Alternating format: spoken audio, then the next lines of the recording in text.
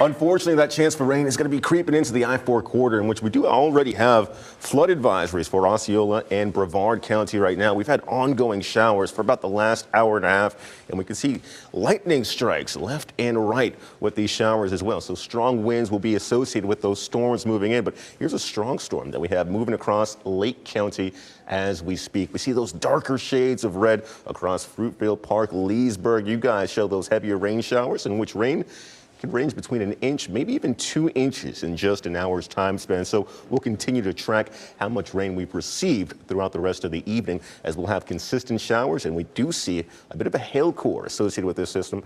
Hailstones, well, those could range between 3/4 of an inch, maybe even a full inch in diameter. So it's best that you park the car inside after leaving from work. Also, we do have consistent rain, that flood advisory in place. We see it across Kissimmee right now, and we just have a severe thunderstorm warning that just rolled in which we do know that we can have some strong gusty winds associated with these storms that you see moving across Kissimmee right now. Similar rainfall rates too, of up to an inch, maybe even 2 inches per hour. So it's a wet Wednesday that we unfortunately have on our hands. This is all due in part to the cold front that passed by us earlier in the work week. It's now stalled out and become a stationary boundary, but all the ingredients are in place for some very active conditions this afternoon and later tonight as we continue to pull in that Gulf Coast moisture. You see all the showers across western Florida right now into the Tampa area, and those now continue to move further up towards the north as we pass from the afternoon and into the evening. So no strong rain across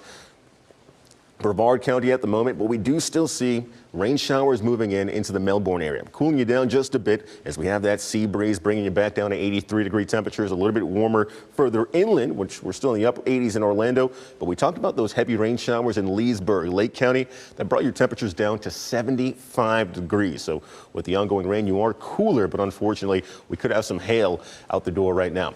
Tracking with our futurecast, this is the HRRR model, in which we do see the chance for showers all across I-4 into the 6, 7 o'clock hour. These storms move north, going to lose some intensity as temperatures cool right after sunset, but still, as we move into the evening, 8, 9, 10 o'clock, we see those showers slowly beginning to fade, and what we're left with past midnight is going to be cloudy skies. The reason that we're trending cloudy is that we're tracking this area of low pressure slowly moving to the north on Thursday morning.